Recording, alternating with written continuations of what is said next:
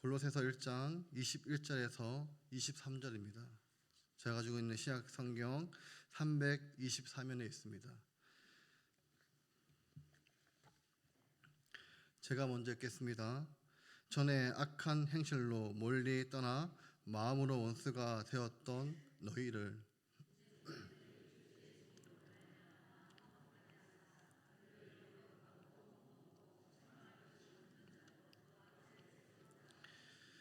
함께 읽겠습니다. 만일 너희가 복음에 거하고 터 위에 굳게 서서 너희 들은 바 복음의 소망에서 흔들리지 아니하며 그리하리라. 이 복음은 천하 만민에게 전파된 바요 나 바울은 이 복음의 일꾼이 되었노라. 아멘. 우리가 계속해서 골로새서 말씀을 살펴보고 있습니다. 1장 1절과 이제는 인사이고요. 그리고 3절부터 6절까지는 믿음, 소망, 사랑, 그리고 감사이고 7절과 8절은 골로새 교회의 사역자 에바브라를 칭찬하고 격려해 주었던 내용을 살펴보았습니다. 그리고 9절부터 14절까지는 바울의 중보 기도입니다. 또 15절부터 20절까지는 그리스도를 찬양하는 말씀이 이어집니다. 그래서 먼저 하나님과 관계에서 그리스도는 누구신가? 바울은 이렇게 말합니다. 보이지 아니하시는 하나님의 형상이시다. 즉 하나님이 어떤 분이신지를 가장 명확하고 정확하게 보여주시는 분이 바로 예수 그리스도라는 것입니다. 두 번째로 만물과의 관계에서 그리스도는 누구신가? 그분은 모든 피조물보다 먼저 나시니 지위와 서열에 있어서 으뜸이 되시는 분이십니다. 왜냐하면 만물이 그분 안에서 그분을 통해 그분을 위하여 창조되었기 때문입니다. 그리고 지난주 살펴본 18절부터 20절까지는 교회와의 관계에서 예수님은 누구신지를 살펴보았습니다. 그래서 예수님은 교회의 머리가 되십니다. 또한 죽은 자들 가운데 먼저 나시니 곧 부활의 첫 열매가 되시는 분이십니다. 따라서 머리 대신 예수님께 부활의 첫 열매가 되시니 그의 몸된 교회 곧 우리 성도 한 사람 한 사람에게 부활의 생명을 공급해 주시는 분이십니다. 그리고 하나님은 모든 충만을 예수님 안에 두셨습니다. 그래서 우리는 그분 안에서만 모든 충만을 누릴 수가 있습니다. 마지막으로 하나님께서 예수님 안에서 만물을 자기와 화목하게 하셨습니다. 특별히 십자가에 흘리신 피로 하나님과 원수되었던 우리를 화목하게 하셨습니다. 이처럼 사도 바울은 예수 그리스도를 통해 하나님과의 관계, 만물과의 관계, 교회의 관계를 하나하나 가르치면서 그리스도의 탁오심과 충만하심을 교훈하고 있습니다. 이제 오늘 우리가 살피는 21절 말씀을 보시면 우리말 성경에서는 다소 어렵게 번역되어 있습니다. 그런데 헬라어 원문을 보시면 너희들이라는 단어가 문장 맨 앞에 나옵니다. 이것은 사도 바울의 시선이 옮겨졌음을 보여주고 있는 것입니다. 15절부터 20절까지는 그 말씀의 중심이 그리스도께 있다면 이제 오늘 우리가 살피는 본문에서는 그 시선이 골로새 성도들에게 향하고 있습니다. 그러면서 바울은 먼저 이 골로새 성도들의 과거의 모습이 어떠했는지를 기록을 하고 있습니다. 그리고 22절은 이런 골로새 성도들을 위해서 하나님은 어떠한 놀라운 일을 하셨는가. 그리고 23절은 지금입니다. 지금. 그러면 골로새 성도들은 지금 무엇을 해야 되나? 그리고 우리는 어떻게 살아야 되는지를 23절에 기록을 하고 있습니다. 이제 골로새 성도들의 과거에 어떠한 사람들이었는가? 먼저 그들의 과거의 모습을 사도 바울은 세 가지 단어로 압축해서 묘사하고 있습니다. 21절을 보시면 원문의 순서는 첫 번째는 멀리 떠나 있었다. 두 번째는 마음으로 원수가 되었다. 그리고 마지막으로 악한 행실 가운데 있었다입니다. 이 세 표현이 바로 골로새 성도들의 과거의 상태를 말해주고 있는 것입니다. 먼저 멀리 떠나 있었다라는 것은 단순히 지리적인 거리를 의미하지 않습니다. 이것은 하나님과의 관계가 깨어졌다는 것을 말하고 있습니다. 우리 인간관계도 그렇습니다. 관계가 깨어지면 마음이 멀어지고 결국에는 완전히 단절됩니다. 바로 이런 영적인 단절의 상태를 멀리 떠났다라는 말로 표현하고 있는 것입니다. 그렇다면 그들이 누구로부터 멀어졌는가?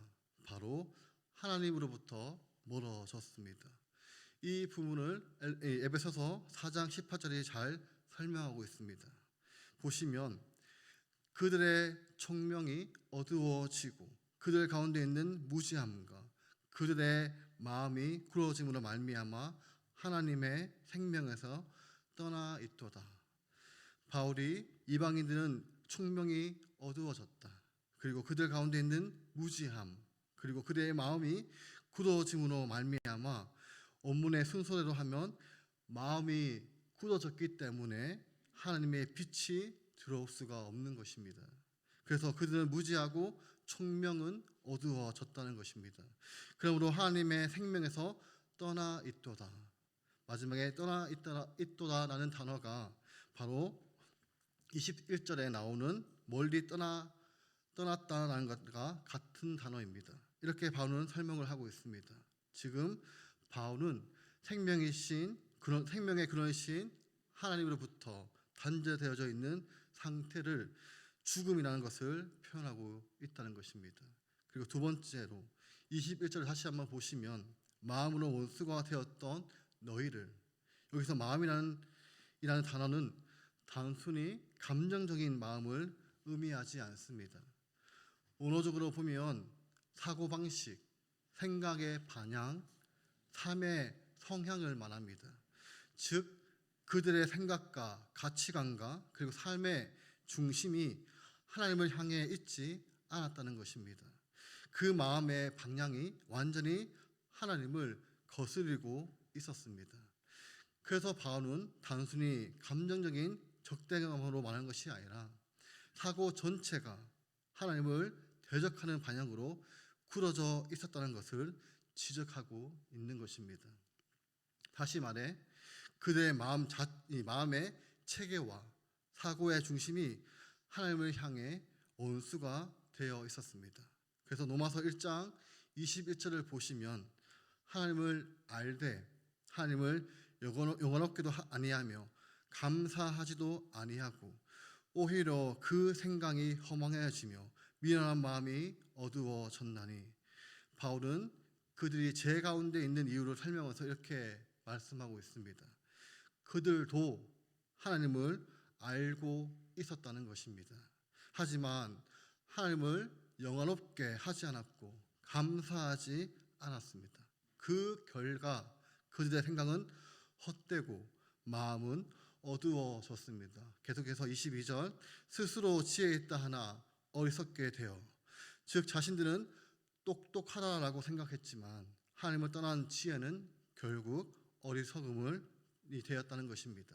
그리고 23절에 그 결과가 드러납니다.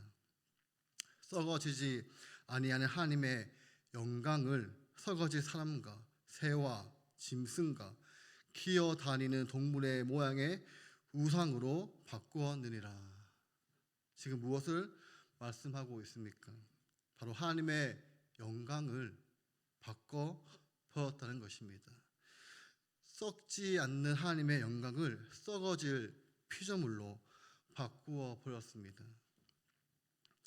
그들이 만들어낸 신은 길들여진 신, 다시 말해 자기 마음대로 조정할 수 있는 신이라는 것입니다. 이것이 바로 마음으로 원수가 되었다는 상태입니다. 하나님을 향했던 마음의 방향이 바뀌어서 하나님을 대적하고 자기 중심적인 우상을 섬기는 방향으로 도와서 버린 것입니다. 사랑하는 성도 여러분, 하나님은 우리를 지으신 창조주이십니다. 그분은 만물의 주인이시며 생명의 근원이십니다. 그러나 사람들은 그 하나님을 진심으로 사랑하고 순종하기보다는 자신이 원하는 방식으로 하나님을 길들여 하고 있다는 것입니다. 마치 예배 몇 번 드리고 헌금 조금 하면 복 주시겠지. 내가 기도했으니까 원하는 거 들어주셔야지. 이런 식으로 하나님을 자신의 욕망을 채워주는 존재로 바꿔버리는 것입니다. 그렇게 되면 하나님은 더 이상 창조주가 아니라 내가 만들어낸 편리한 신, 즉 만들어진 신이 되어 버리는 것입니다. 이것이 바로 마음으로부터 하나님과 원수가 된 상태라는 것입니다. 입으로는 하나님을 부르지만 실제로 자기의 욕망을 섬기는 것입니다. 그래서 로마서 1장 28절을 보시면 또한 그들이 마음에 하나님 두시기를 싫어하며 하나님께서 그들을 그 상실한 마음대로 내버려 두사 합당하지 못한 일을 하게 하셨으니, 여기서 마음에 하나님 두기를 싫어했다라는 표현은 단순히 무관심이 아닙니다. 이것은 하나님을 향한 적극적인 거부와 반역의 태도를 말하고 있는 것입니다. 이 장면은 사실 창세기 3장 5절과 깊은 관련이 있습니다. 3장 5절을 보시면 너희가 그것을 먹는 날에는 너희 눈이 밝아져 하나님같이 되어 선악을 알 줄 하나님이 아심이라. 이것은 뱀이 하와를 유혹할 때 한 결정적인 말입니다. 뱀은 하나님이 너희에게 금지하신 이유는 너희가 하나님같이 될까봐 그런 거야 라고 속삭였습니다. 결국 하와와 아담은 하나님의 말씀보다 자기 욕망을 선택했습니다.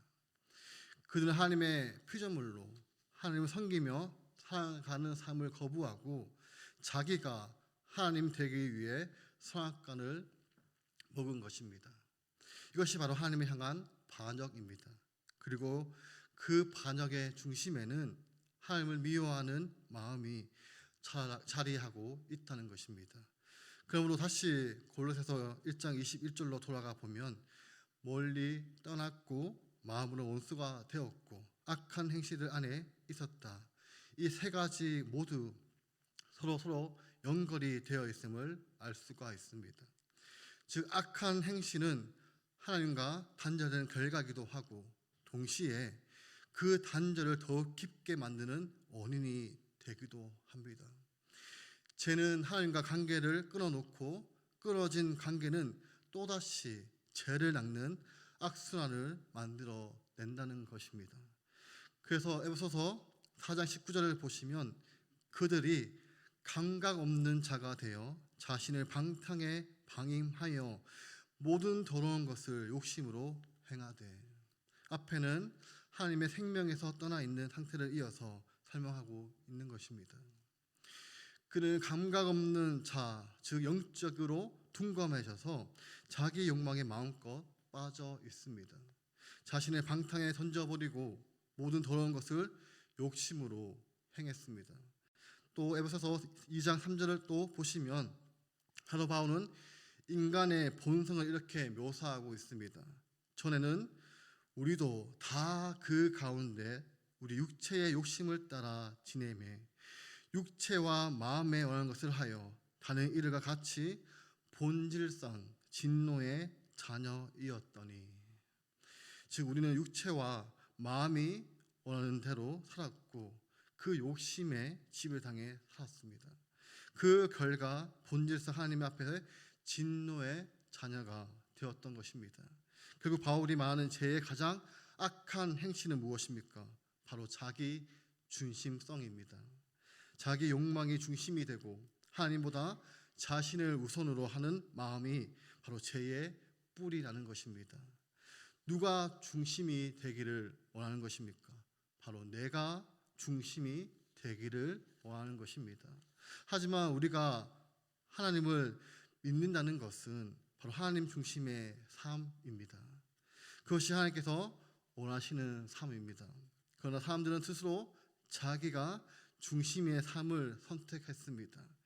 그 결과 하나님은 우상 숭배의 대상으로 바뀌었고 자신은 이렇게 외칩니다. 내 인생은 내 것이다. 내가 하고 싶은 대로 살겠다. 바로 욕심과 방탕입니다. 그렇다면 다른 사람과의 관계에서 어떻게 나타날까요? 나보다 잘난 사람을 보면 시기와 질투가 생기고 나보다 힘이 없는 사람을 보면 무시하게 됩니다. 결국 죄의 중심의 핵심은 바로 하나님을 향해서 경외심이 사라지고 타인에게는 상대방에게는 시기와 질투와 불의로 나타나며 결국 욕심의 지배를 받는 삶을 살아가는 것입니다. 이제 사도 바울이 세 가지 단어로 골로새 성도들의 과거를 설명했습니다. 멀리 떠났고 마음으로 원수가 되었고 악한 행실 가운데 있었다. 하지만 중요한 사실은 이것이 예수님을 믿기 전 모든 사람들의 모습이라는 것입니다. 바울이 말하는 골로새 성도들의 과거는 결국 우리의 모습을 보여주고 있다는 것입니다. 그런데 이어지는 22절을 보시면 성경에서 한 단어가 빠져 있습니다. 바로 그러나입니다. 그러나 이제는 하나님께서 그들을 위해 놀라운 일을 행하셨습니다. 그들을 자기와 화목하게 하셨습니다.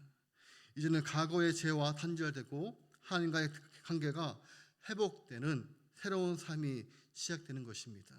하나님께서 그들을 자기와 화목하게 하셨습니다. 그런데 이 화목이 무엇 안에서 이루어졌는가? 바로 그분의 육체의 죽음으로 말미암아입니다. 곰곰이 생각해 보시면 우리는 과거에 멀리 떠나 있었고 하나님과 원수였던 존재였습니다. 그런 우리를 하나님은 그분의 친구로, 그분의 자녀로 만들어 주셨습니다. 원문에 보시면 바울은 육체의 죽음으로 나는 부분을 특히 강조했습니다. 육체라는 단어가 두 번이나 반복되어 그 의미를 더욱 분명히 하고 있다는 것입니다. 즉 예수님의 몸이 죽으심으로 십자가에서 피 흘려 죽으심으로 말미암아 하나님은 우리를 자기와 화목하게 하셨다라는 것입니다. 이것이 바로 화목의 근거이며 십자가의 능력입니다. 우리는 더 이상 멀리 떠난 자도 원수도 죄의 지배도 받는 자가 아닙니다. 오직 예수 그리스도의 죽음 안에서 하나님과 화목하게 된 자가 되었습니다. 정말 이 말씀이 의미 있는 것은 우리에게도 여전히 진리이기 때문입니다. 혹시 마음이 저처럼 높아진 분들이 계시다면 잠시 멈춰서 생각해 보시기를 바랍니다. 시간이 지나면 우리는 종종 이렇게 생각할 수 있습니다. 나의 열심, 나의 수고, 나의 노력으로 말미암아 하나님과 화목을 이룰 수 있겠지. 하지만 지금 우리가 하나님과 화목을 누리려면 누구 안에 있어야 할까요? 나의 노력 안에서가 아닙니다. 여전히 예수님의 십자가의 죽음으로 그분의 육체의 죽음으로 말미암아 하나님과 화목을 누릴 수가 있습니다. 그러므로 마음이 높아진 분들이 이 말씀을 기억하고 자신을 낮추셔야 합니다.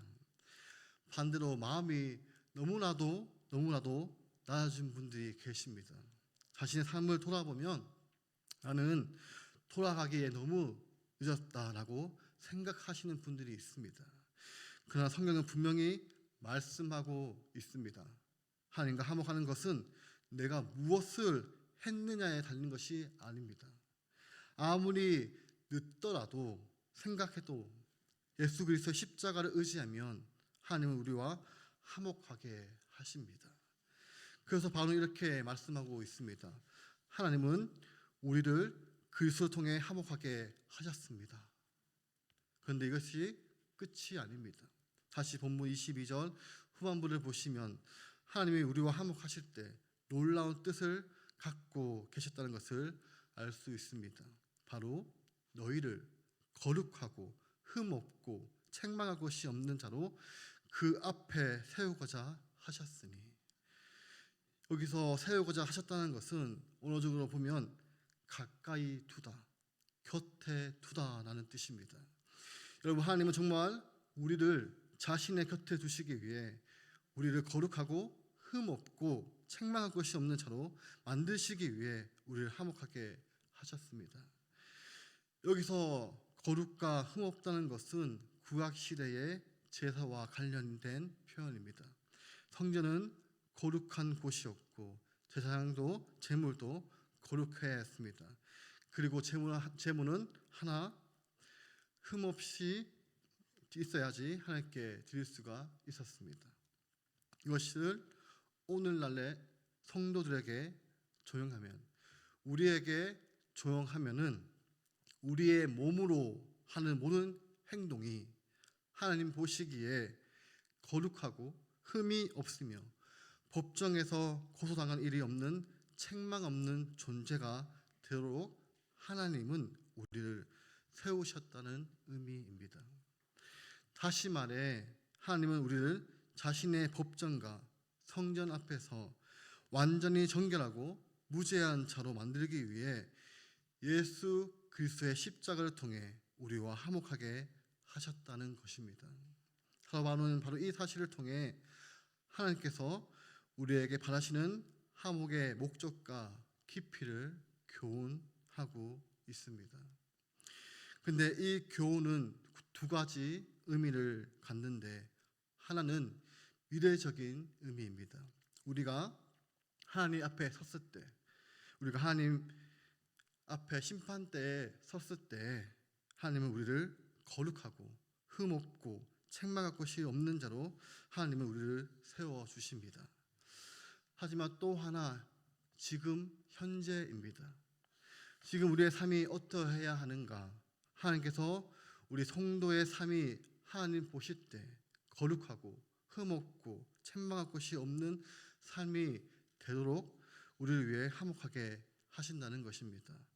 그래서 에베소서 1장 4절을 보시면, 곧 창세전에 그리스도 안에서 우리를 택하사 우리도 사랑 안에서 그 앞에 거룩하고 흠이 없게 하시려고. 아멘. 즉 하나님은 태초부터 영원 전부터 우리를 선택하실 때에 이미 우리를 거룩하고 흠 없는 자로 세우겠다라는 꿈을 가지셨던 것입니다.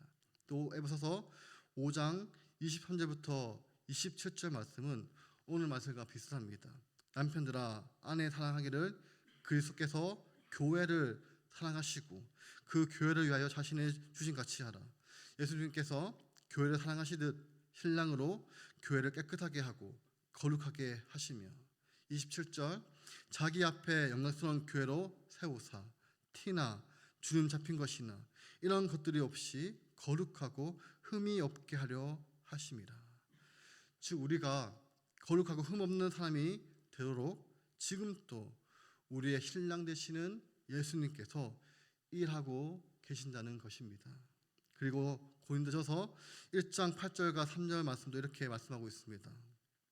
주께서 너희를 우리 주 예수 그리스도의 날에 책망할 것이 없는 자로 끝까지 견고하게 하시니라. 아멘.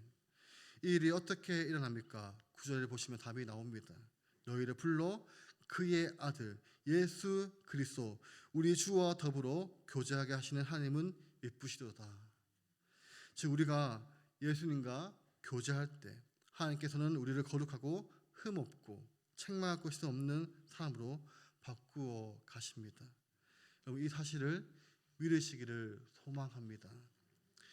오늘 우리의 삶 속에서 그리고 앞으로의 심판의 날에도 하나님은 우리와 화목하게 하신 예수님을 통해 끝까지 우리를 지켜주십니다. 그런데 문제는 은혜가 떨어지면 자꾸 사람들의 약점과 허물이 보인다는 것입니다. 또 그 사람을 둘러싼 환경과 배경이 크게 보여 거룩하고 흠없고 영광스럽다는 말씀이 불가능해 보이기도 합니다. 하지만 주님을 만날 때 우리 속에 하나님의 사랑이 체험되면 달라집니다. 하나님의 사랑은 우리의 약점보다 훨씬 더 크시고 하나님의 사랑과 능력은 지혜는 이 세상의 유혹과 핍박보다도 위대하고 강력합니다. 우리는 누구입니까? 하나님의 자녀들입니다. 그러므로 교회 안에서 우리는 끊임없이 이렇게 확인하셔야 합니다. 저는 부족하지만 하나님의 사랑은 저를 변화시킬 수 있습니다. 또한 우리 교회 안에 문제 있는 사람들도 변화될 수가 있습니다. 언제까지 사람을 사랑하고 인내할 수 있을까요? 바로 마음에 소망이 있을 때 가능합니다. 사랑하는 성도 여러분, 하나님께서 우리를 거룩하고 흠없고 영광스럽게 구름 앞에 세울 것입니다. 그렇다면 우리가 해야 할 일은 무엇일까요? 본문 23절은 이렇게 말씀하고 있습니다. 너희가 믿음에 거하고, 여기서 믿음에 거한다는 것은 한 곳에서 계속 머물러 있다는 뜻입니다. 계속 머물면서 무엇 위에 서야 하나요? 바로 터 위에 굳게 서는 것입니다.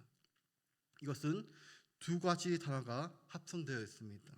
먼저 터는 터를 닦는다는 의미인데, 즉 자리를 확실히 잡겠다는 뜻입니다.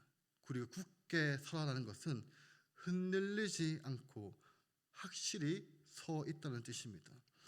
따라서 먼저 믿음 위에 굳게 서서 자리를 잡는 것이 필요합니다.